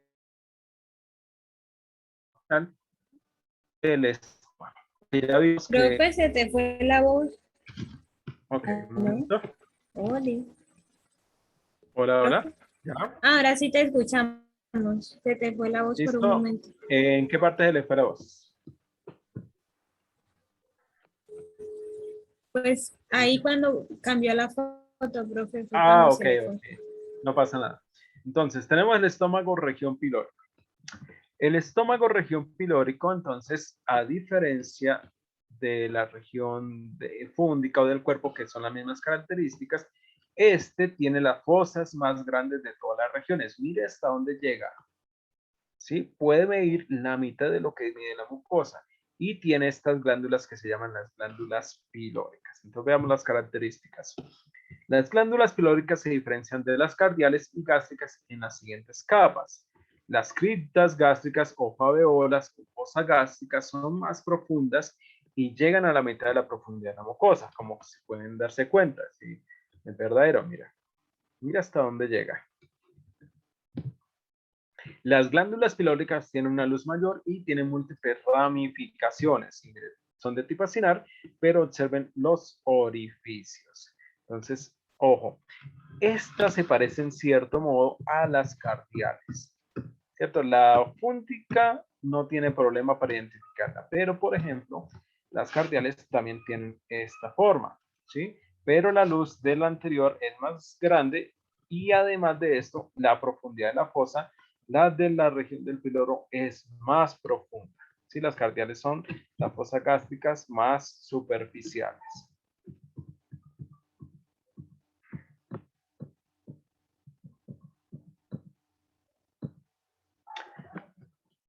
Bueno, el tipo celular predominante en la glándula pilórica es una célula secretora de moco que se parece a las células mucosas del cuello de las glándulas gástricas. La mayor parte de las células contiene abundante moco secretor pálido y gránulos de secreción que contiene lisocima, la cual es una enzima lítica bacteriana. ¿Por qué? Porque esta región tiene contacto con el duodeno y en esa región pues hay bastante bacterias y esto les sirve de protección. En ocasiones se identifican células parietales en las glándulas pilóricas. En la región antropilórica abundan las células enteroendocrinas, sobre todo las células G, secretoras de la gastrina, y pueden encontrarse algunos neurolinfoides en la lámina propia. Ahorita vemos que es eso de neurolinfoides. Bueno, antes de pasar al intestino delgado, vamos a ver otras fotografías de estómago región del píloro. Mire, esto, por ejemplo, es de estómago región del fúndica o del cuerpo. Ojo, si yo les presento una fotografía así, pueden decirme estómago región fúndica o del cuerpo porque tienen las mismas características histológicas. Mira, ahí está la fosa gástrica, mira hasta dónde llega. Esas bolitas blancas que se ven ahí son las glándulas mucosas superficiales.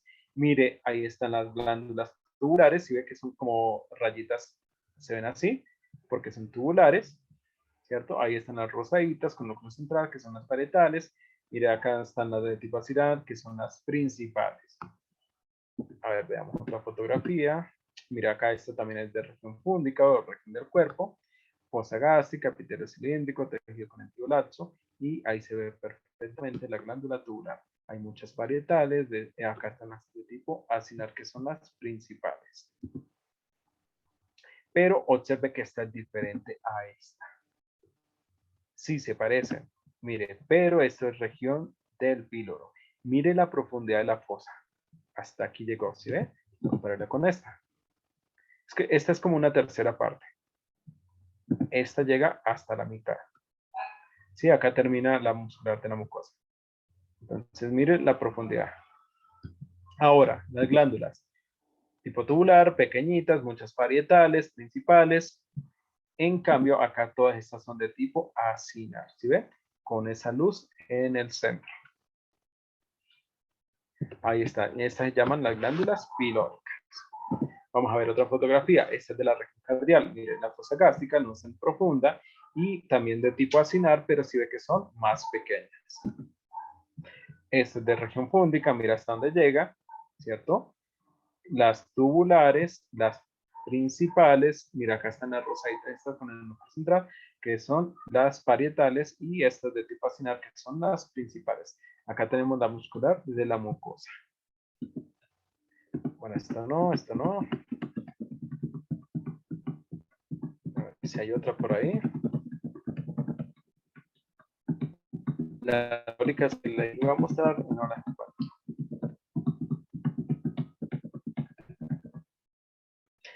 Ah, ya que encontré esta. Esta es una transición. ¿Cómo así transición? Si paso de una región a otra. Esto es región del cuerpo. Ojo, sé que es cuerpo porque es la región que está pegada al píloro. Entonces, región del cuerpo, aunque tiene las mismas características de la fúndica, mira hasta dónde llega la fosa gástrica, el epitelio cilíndrico, el tejido conectivo laxo y las glándulas tubulares ahí. Acá está el punto de transición. Mire cómo cambiaron la forma de las glándulas. Ahora se ven acinares con un hueco en el centro, ¿cierto? Y mire la profundidad de la fosa gástrica hasta donde llegan. Aquí solo llegan hasta este punto.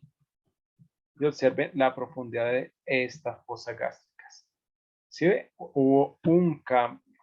Esto es región del cuerpo a región del píloro.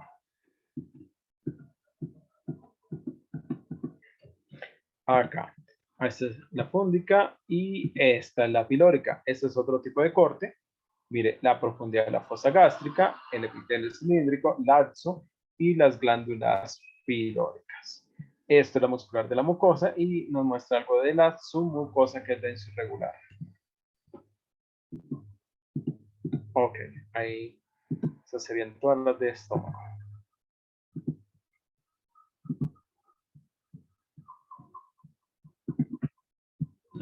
Intestino delgado. Bueno, la superficie del intestino delgado está adaptada para aumentar en la superficie y por eso se observan 3 modificaciones. Entonces, estas modificaciones son las siguientes. Los pliegues circulares o válvulas de Kerr son pliegues transversales de la submucosa y la mucosa que forman elevaciones semicirculares helicoidales y son estructuras permanentes del duodeno, el yeyuno y terminan en las proximidades del hígado.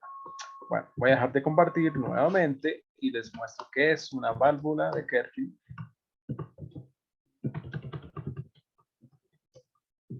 Aquí, esta nos puede servir. Acá tenemos, por ejemplo, esta fotografía de duodeno. Bueno, ahorita les explico por qué sé que es duodeno. Y esto que se eleva, que dice ahí su mucosa, esto que se eleva, eso más la mucosa, eso es una elevación o una válvula de Kerr. Entonces son elevaciones de la submucosa y a su vez al elevarse la submucosa, eleva la mucosa. Eso es para aumentar la superficie del intestino delgado. Eso es lo que hace referencia a la válvula de Kerr.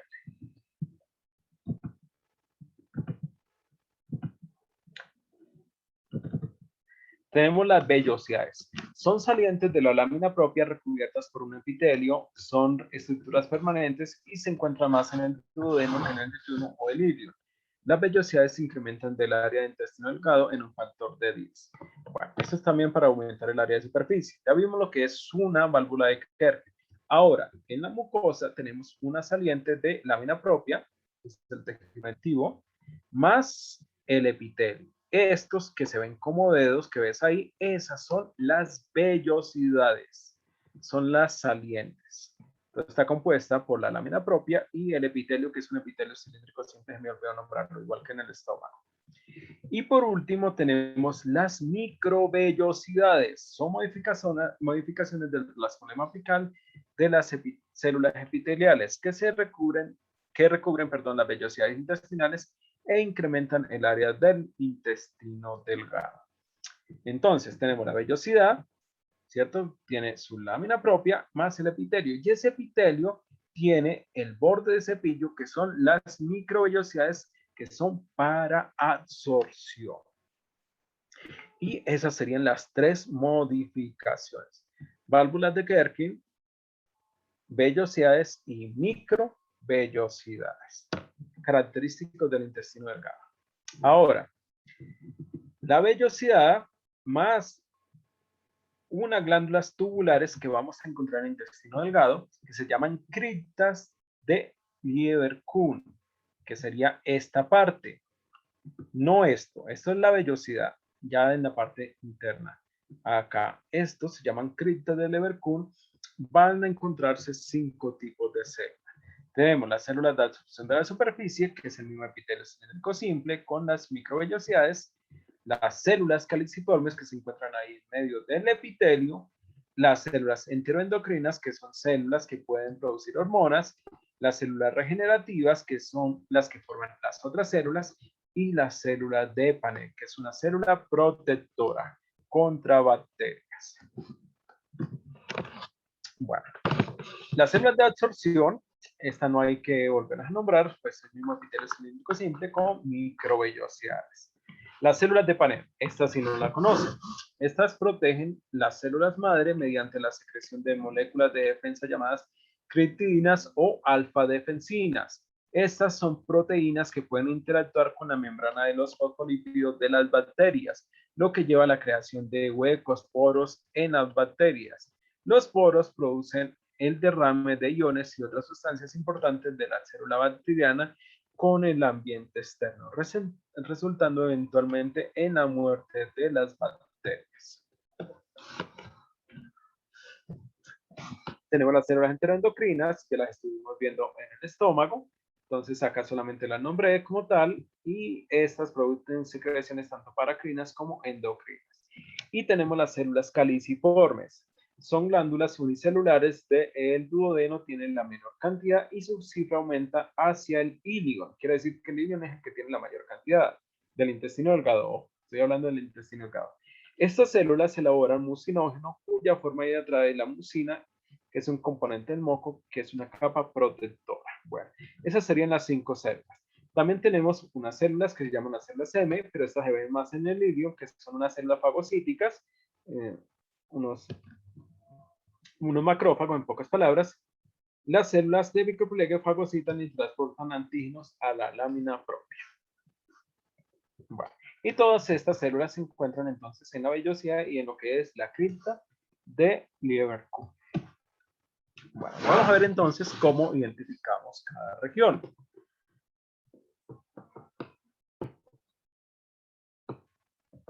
Entonces tenemos la región del duodeno. La región del duodeno entonces tiene lo que es la vellosidad, ¿cierto? Que es la saliente. El revestimiento, que es el epitelio cilíndrico simple, que es las células de absorción.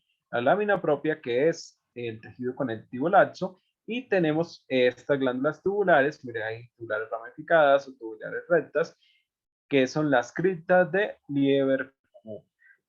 Aquí está la muscular de la mucosa. Y lo que identifica esta región del duodeno es su submucosa. La submucosa tiene unas glándulas acinales que se llaman las glándulas de Brunner. Un segundito que me mandaron un mensaje. Un segundo.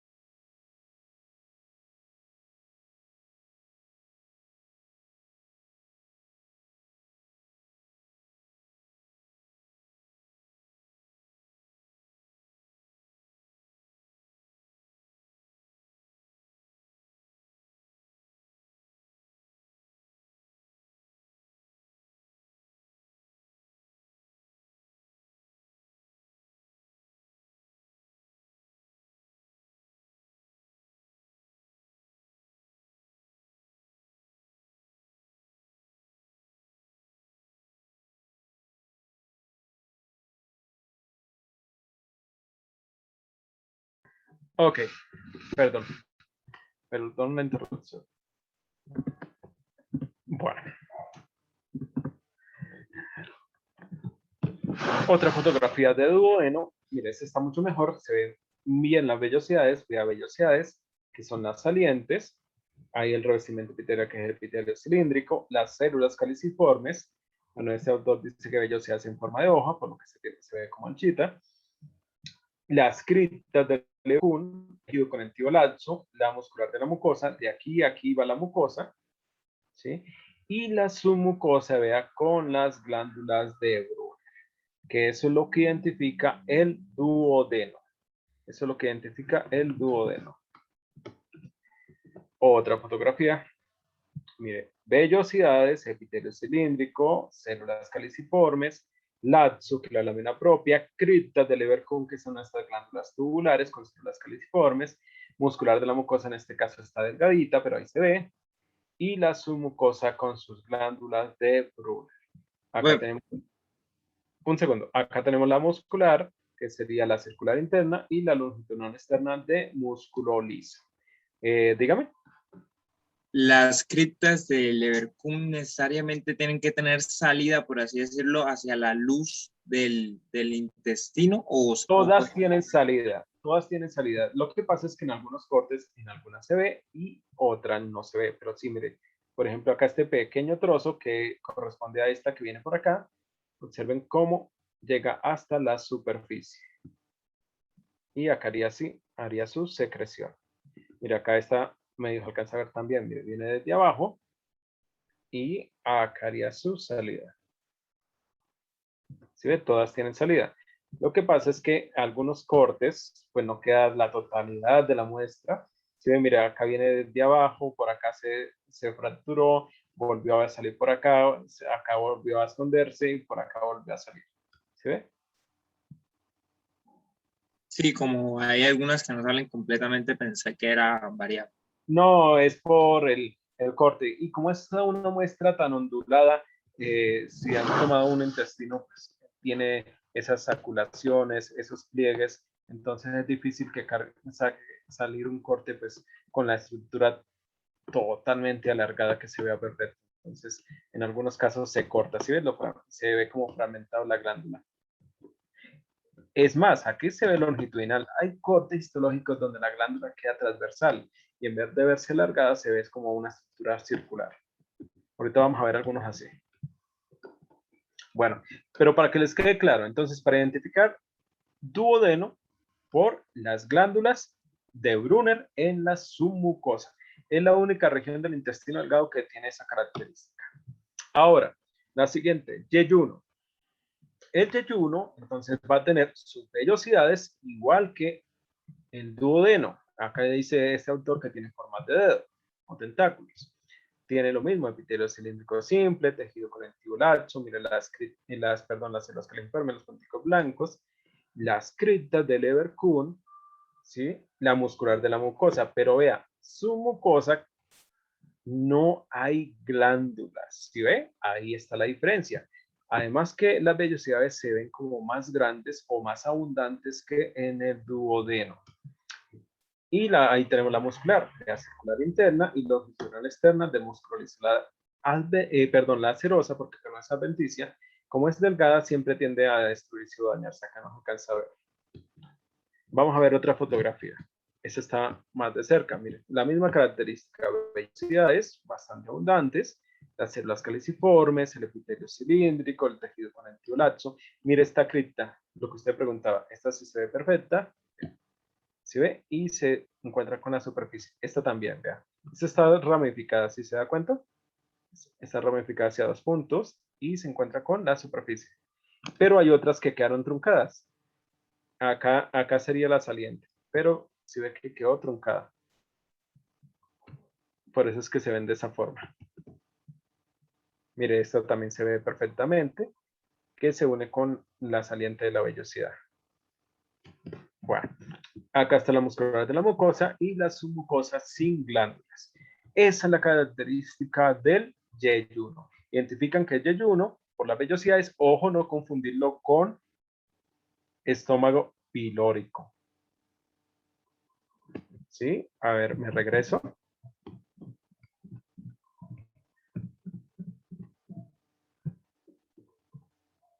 Ahí no hay estas glándulas mucosas acinares. Son criptas que son unas glándulas tubulares. Se ven diferente. Además que las otras son mucosas. Estas no son mucosas. Sí hay células caliciformes, por ejemplo, se ven blancas en algunos casos. Pero hay otro tipo de células. ¿Listo? Bueno.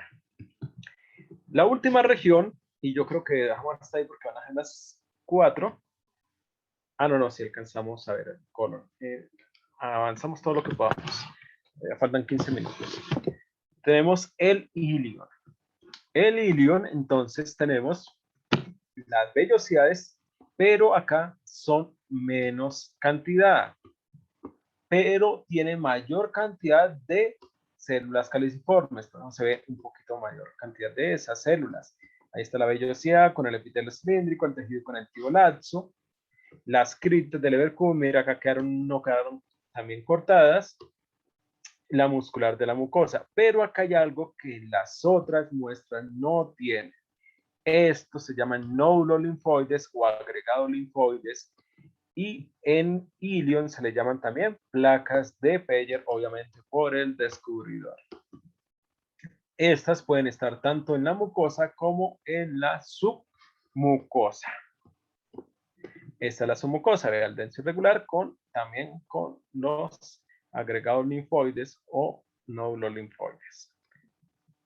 Y esa es la característica del ilion. Estos nódulos linfoides o agregados linfoides o placas de Peyer, que le llaman en el ilion. Mira, ahí está, vellosidad, otra ello, epitelio cilíndrico, células caliciformes, laxo. Mire, las criptas del Everkuhn, si ven, quedaron cortadas transversalmente, por eso se ven redondas. No se ven de forma tubular. Y acá tenemos los nódulos linfoides, que es lo que identifica la región. Bueno, entonces, ilion. Y por último, tenemos el intestino grueso. Este se subdivide en el ciego, colon, recto y ano. Bueno, acá hay una redundancia. El apéndice es una invaginación ciega pequeña del ciego. Valga la redundancia ahí. La mucosa del intestino grueso. La mucosa del colon carece de pliegues y vellosidades. Entonces, esto no se va a ver igual que intestino delgado, con vellosidades, con esos pliegues. Aquí no hay. Y existen 4 tipos celulares. Tenemos las células absortivas, cilíndricas simple, igual que en el intestino delgado. El mismo epitelio cilíndrico simple con microvellosidades. Tiene células caliciformes, pero acá son predominantes, quiere decir que se va a ver mayor cantidad que en el intestino delgado. Tenemos las células madre, que va a formar las otras células, y tenemos las células enteroendocrinas. Acá también están las criptas del Everkuhn, que son estas glándulas tubulares. Bueno, la primera región del intestino grueso tenemos el colon. Este constituye la mayor parte de la longitud total del intestino grueso. La lámina propia, la muscular de la mucosa, y la submucosa se asemejan a la del intestino delgado. Quiere decir los mismos componentes, no la misma forma. La muscular externa es poco común porque la capa longitudinal en todas sus superficies se reúne entre listones estrechos de fascículos musculares conocidos como tenias del colon. El tono constante de las tenias del colon frunce el intestino delgado en saculaciones llamadas óculos del colon a nivel morfológico, y la serosa muestra múltiples bolsas llenas de grasa. Bueno, vamos a ver todas esas características que acabé de nombrar. Nos está diciendo entonces que la superficie no muestra vellosidades y no hay salientes, como se dan cuenta. No hay saculaciones, quiere decir que no están esas elevaciones que teníamos anteriormente, no hay pliegues. Entonces, mire, se ve una superficie solamente onduladita, con mucha célula caliciforme, el mismo tejido conectivo laxo, o sea, la misma lámina propia, las mismas criptas del Everkuhn, pero con abundantes células caliciformes y una muscular de la mucosa con músculo liso. En tejidos es los mismos, pero la forma se ve que es diferente. No hay vellosidades y solamente tiene como unas pequeñas ondulaciones. ¿Listo? Y aumento o mucha cantidad de células caliciformes. Bueno, acá tenemos la submucosa.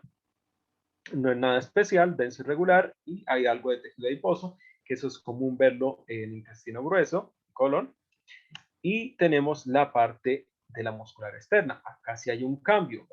Hay fascículos musculares. A eso es lo que se hacía referencia de los fascículos musculares que forman las austrias del colon.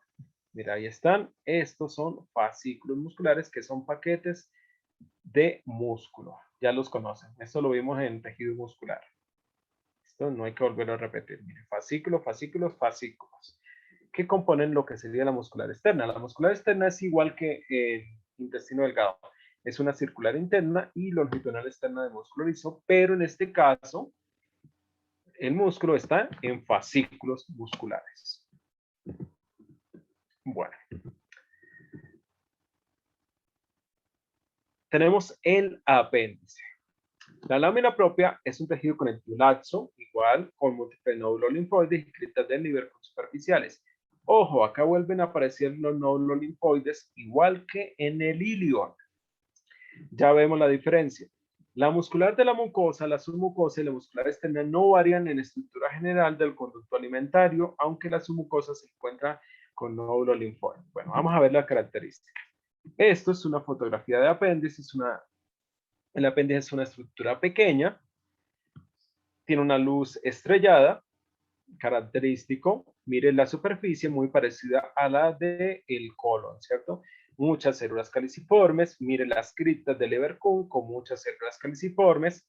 Tejido conectivo laxo, muscular de la mucosa, hasta ahí llega la mucosa. Pero hay nódulos o folículos linfoides o agregados linfoides, como lo quiera llamar el autor. Igual que en el ilion. Y al igual que en el ilion, pueden estar tanto en la mucosa como en la submucosa. ¿Listo? Bueno. Vamos a ver la siguiente. Bueno, esta es una fotografía general del apéndice. Si se dan cuenta, es una estructura bastante pequeña. Mire la superficie, no hay vellosidades. Vea las criptas del Lieberkühn. Ahí está la submucosa sin glándula, es puro denso irregular y se alcanza a ver la circular interna y la longitudinal externa de músculo liso. Voy a dejar de compartir y les muestro las otras fotografías de apéndice que se vean mejor.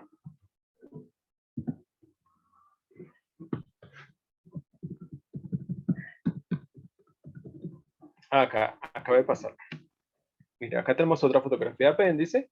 Mire la superficie, mucha célula caliciforme, la cripta del Lieberkühn, el tejido conectivo laxo, la muscular de la mucosa, que es esta línea, hasta ahí llega la mucosa. Y observen, hay un nódulo linfoide tanto en la mucosa como en la submucosa. La submucosa es denso irregular, sí, se ve granulado como laxo, pero es por los linfocitos, no son células como fibroblastos y eso que es del laxo. Esos son linfocitos, pero eso se ve así como granulado por culpa de los nódulos linfoides. Y mire, como el intestino grueso es característico que haya grasa, en este caso, en esta foto, hay tejido adiposo, algunos vasos sanguíneos. Acá tenemos la muscular externa, vea, circular interna y longitudinal externa de músculo liso. Y por último, la serosa, es delgada, que en muchas de las muestras se desaparece. Esto es un vaso linfático y algunos vasos sanguíneos y el epitelio simple plano, que sería el mesotelio. A ver si encontramos otro.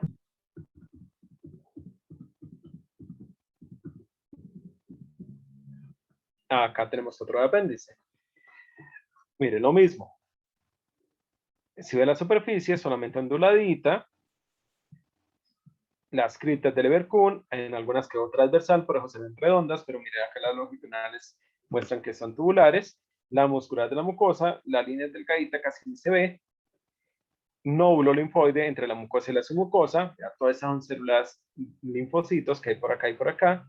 Denso, irregular en la submucosa, vea lo mismo, tejido adiposo, si ve que es común en el intestino grueso. Circular interna, longitudinal externa y la serosa se ve un poquito por acá se ve mejor, mira. La serosa se ve ahí. Bueno, Profe, ¿tiene alguna o existe algún corte histológico en el cual se vea la evaginación como tal del apéndice? No, desafortunadamente no. No hay esa muestra para ver la transición.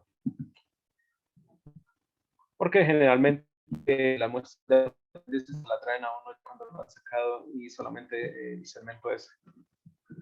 Tocaría sacarlo de un muerto para sacar ese punto de transición. Casi las muestras que yo he recibido de apéndice son de operaciones. Entonces ese pequeño segmento nada más. Bueno, para terminar, así terminamos ya digestivo,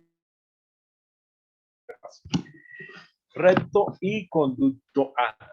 Este se asemeja al colon, pero las criptas del Vercon son más profundas y en menor cantidad por unidad de área. Bueno, esto es verdad y mentiras. Porque sí, pero es una pequeña porción que aún no hay conserva criptas del Evercun. Así, hay la pequeña porción del recto y después pasa lo que es el conducto anal como tal. Ahí cambia tanto la parte de la lámina propia, cambia tanto el tipo de epitelio, cambia el grosor del músculo, como lo vamos a ver. Entonces, el epitelio de la mucosa anal es cuboideo simple desde el recto hasta la línea pectinada. Entonces, lo que es recto es puro epitelio cúbico simple al nivel de las válvulas anales. Posteriormente pasa escamoso estratificado no queratinizado de la línea pectinada al orificio anal externo y escamoso estratificado queratinizado en lo que es la epidermis en el ano, o sea, el ano externo, lo que reviste el orificio del ano como tal. La lámina propia es un tejido conectivo fibroelástico, bueno, ahí me falta escribir denso, irregular fibroelástico, pero ojo, no es que todo sea denso, irregular fibroelástico. Antes del punto de transición, en la pequeña parte del recto, es laxo y posteriormente cambia, a cuando hay cambio a estratificado escamoso, cambia a denso, irregular fibroelástico. Este contiene glándulas anales en la unión recto-anal y glándulas circunanales en el extremo distal del conducto anal. Además, en el ano están presentes folículos pilosos y glándulas sebáceas. La muscular de la mucosa se compone de una capa circular interna y otra longitudinal externa de músculo liso. La submucosa anal y la muscular externa, bueno, está compuesta por tejido conectivo fibroelástico. ¿Por qué tanto fibroelástico? Fibroelástico, porque esta región se tiene que expandir un poco para poder defecar, ¿cierto? Contiene dos plexos venosos, el plexo hemorroidal interno situado arriba de la línea pectina y el plexo hemorroidal externo que se localiza en la unión del conducto anal con su orificio externo o ano. La mucosa externa consiste en una capa de músculo liso circular y otra longitudinal externa. La capa circular interna se engruesa a medida que circula la región de la línea pectinada para formar el músculo esfínter anal interno. Todo esto lo vamos a ver. Entonces vamos a ver cada uno de los componentes que acabé de escribir. Bueno, acá tenemos entonces lo que sería un corte histológico de forma longitudinal. ¿Por qué se tiene que hacer de forma longitudinal? Para poder ver los cambios. Entonces venía, acá viene lo que parte del recto, de cilíndrico simple, pasa a cúbico simple, aunque no alcancé a apreciar. Hay aún presencia de criptas del Ibercon, pero vea que no son tan abundantes. Tiene tejido conectivo laxo, como puede apreciar. Bueno, acá hay un nódulo linfoide que puede estar o no, eso es para protección. Y observen, acá está el punto de transición, y además ahí se lo marcan, es una transición de cúbico simple pasa a estratificado escamoso. Ojo, a medida que se va alejando pasa a paraqueratinizado, por eso dice poco queratinizado, y ya hacia la parte externa pasaría a estratificado escamoso queratinizado, que acá no se alcanza a observar. Entonces el epitelio va cambiando de estratificado escamoso a paraqueratinizado y ya en su parte externa a queratinizado. Bueno, acá está mostrando el esfínter de la circular interna. Mire, esta es la circular interna de músculo liso. Mire que de acá a acá es el grosor. La muestra no es acá, es por esto. Y acá está acá el grosor, pero a medida que se acerca el esfínter, perdón, se va engrosando. Bueno, vamos a ver otras fotografías. Ahí creo que ya terminan estas de las diapositivas. Ya les muestro otras.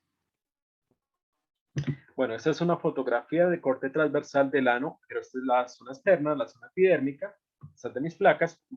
Acá salen unas manchas del microscopio. Bueno, no pasa nada. Mire, acá en la parte externa tiene un epitelio estratificado escamoso queratinizado. Hay mucho pliegue. ¿Ve? Es bastante plegada esa zona. Hay tejido conectivo denso irregular, cambió totalmente. Esto es un folículo piloso cortado transversalmente y glándulas sebáceas. Lo mismo acá, otro folículo piloso, glándulas sebáceas. Esto y esto y esto y esto son, aunque está un poco lejos, lástima, son glándulas sudorípadas, pero apocrinas, ¿se acuerdan? Las que se encuentran en la región del ano, la región del montevenos o las axilas. Bueno, vamos a ver otra fotografía.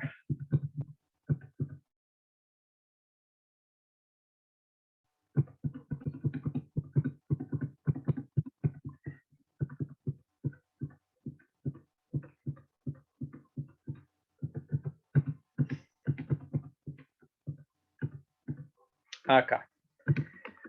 Vea, esta es otra fotografía del recto ano. Estas dos. Dice recto ano 2 y recto ano 3. Para que la tengan en cuenta. Son una sola fotografía. Lo que pasa es que como es tan grande la muestra, pues no sale completa. Acá tenemos entonces lo que sería, vendría con epitelio cilíndrico simple. Acá pasa a cúbico simple. Mira, es que se vuelve como más plano. No sé si se dan cuenta. Si ve que acá hay como una pequeña ondulación y posteriormente se vuelve más plano, pero aún conserva criptas. Y acá está el punto de transición. Mira, acá también hay un nódulo linfoide. Ahí pasa estratificado escamoso. Acá pasaría más o menos a parakeratinizado y acá se ve la parte queratinizada a partir de este montículo, de esta ondulación. ¿Sí ve? Aqueratinizado. Mire, ahí viene la muscular de la mucosa. Mire el laxo, si ve que desaparece después del nódulo linfoide, pasa a denso irregular, tanto en la mucosa como en la submucosa. Esta es la muscular de la mucosa. Esta sería la submucosa, denso irregular.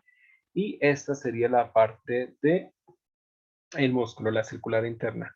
Si ves, son puros fascículos porque es característico de lo que es intestino grueso, fascículos musculares. Esta sería la circular interna. Mire el grosor, va de aquí a aquí, pero a medida que se aleja hacia la zona, bueno, o se acerca en realidad a la zona externa del ano, se va engrosando. Vamos a ver la otra fotografía. Mire, este es el esfínter, ¿sí? La zona más gruesa. Todas estas, ¿sí ve cómo se engrosó? Toda esta es la zona del esfínter. Mire, epitelio estratificado escamoso queratinizado y empiezan a verse los pliegues que les mostré anteriormente en la fotografía de la zona del, externa, la zona epidérmica. Bueno, lástima que acá no alcanzan a salir los folículos pilosos, pero sí hay otra fotografía que las tiene. Mire, esta es de un libro. Ese está con todas las zonas. Mire, acá viene con epitelio cilíndrico, las criptas de Leverkuhn, por acá está la transición para el recto, todavía se ven las criptas de Leverkuhn, pero observe que se ve ya menor cantidad y va desapareciendo el laxo. Aquí ya desaparece, en esta fotografía no hay nódulo linfoide a diferencia de las otras. Mira, acá está el punto de transición y acá pasa estratificado escamoso, ¿sí? Por acá iría más o menos para queratinizado, ya por esta zona, y ya queratinizado ya cuando se acerca a la superficie externa. Mira, ahí se alcanza como a ver. Vamos a ver la parte muscular. Mire, esta es la circular interna, si ve delgada, y a medida que se acerca a la zona externa, acá estaría la zona del esfínter. Si ve que se volvió más gruesa. Bueno.